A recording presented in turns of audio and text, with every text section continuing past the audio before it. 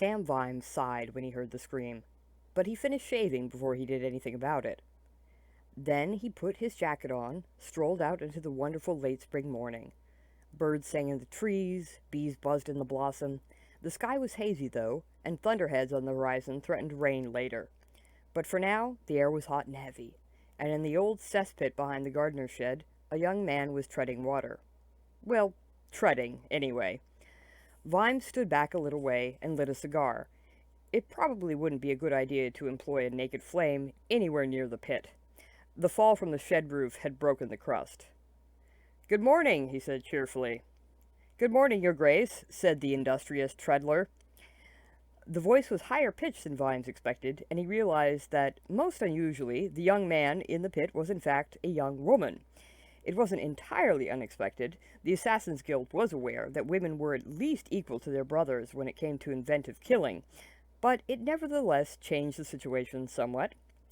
"I don't believe we've met," said Vimes. "Although I see you know who I am. You are?"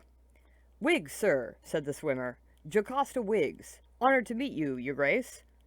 "Wiggs, eh?" said Vimes. "Famous family in the guild. Sir will do, by the way. I think I once broke your father's leg?"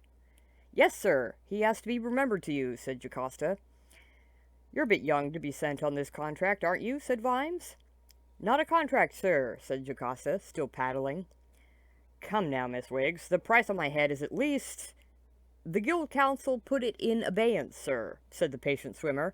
"You're off the register. They're not accepting contracts on you at present." "Good grief, why not?" "Couldn't say, sir," said Miss Wiggs. Her patient struggles had brought her to the edge of the pit, and now she was finding that the brickwork was in very good repair, quite slippery, and offered no handholds. Vimes knew this because he'd spent several hours one afternoon carefully arranging that this should be so. "So why were you sent, then?" "Miss Band sent me as an exercise," said Jocasta. "I say, these bricks really are jolly tricky, aren't they?" "Yes," said Vimes, "they are. Have you been rude to Miss Band lately? Upset her in any way?" "Oh, no, Your Grace, but she did say I was getting overconfident and would benefit from some advanced field work." "Ah, I see." Vimes tried to recall Miss Alice Band, one of the Assassin's Guild's stricter teachers. She was, he'd heard, very hot on practical lessons. "So, she sent you to kill me, then?" he said. "No, sir, it's an exercise. I don't even have any crossbow bolts. I just had to find a spot where I could get you in my sights and then report back." "She'd believe you?" "Of course, sir," said Jocasta, looking rather hurt. "Guild honor, sir." Vimes took a deep breath. "You see, Miss Wiggs, quite a few of your chums have tried to kill me at home in recent years. As you might expect, I take a dim view of this." "Easy to see why, sir," said Jocasta, in the voice of one who knows that their only hope of escaping from their present predicament is reliant upon the goodwill of another person, who has no pressing reason to have any. "And so you'd be amazed at the booby traps there are around the place," Vimes went on. "Some of them are pretty cunning, even if I say so myself." "I certainly never expected the tiles on the shed to shift like that, sir." "They're on greased rails," said Vimes. "Well done, sir." "And quite a few of the traps drop you into something deadly," said Vimes. "Lucky for me that I fell into this one, eh, sir?" "Oh, that one's deadly too," said Vimes. "Eventually deadly." He sighed. He really wanted to discourage this sort of thing, but they'd put him off the register? It wasn't that he liked being shot at by hooded figures in the temporary employ of his many and varied enemies, but he'd always looked at it as some kind of vote of confidence. It showed that he was annoying the rich and arrogant people who ought to be annoyed. Besides, the Assassin's Guild was easy to outwit.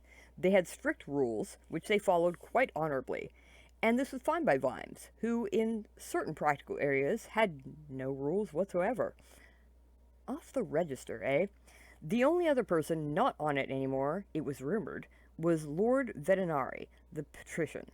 The assassins understood the political game in the city better than anyone, and if they took you off the register, it was because they felt your departure would not only spoil the game, but also smash the board.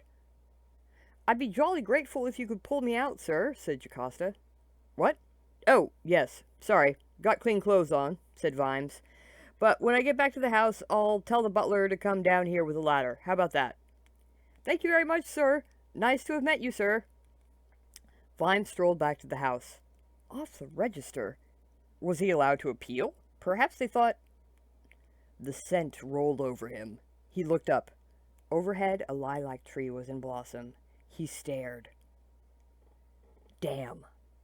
Damn. Damn. Every year he forgot. Well, no, he never forgot. He just put the memories away, like old silverware that you didn't want to tarnish. And every year they came back, sharp and sparkling, and stabbed him in the heart.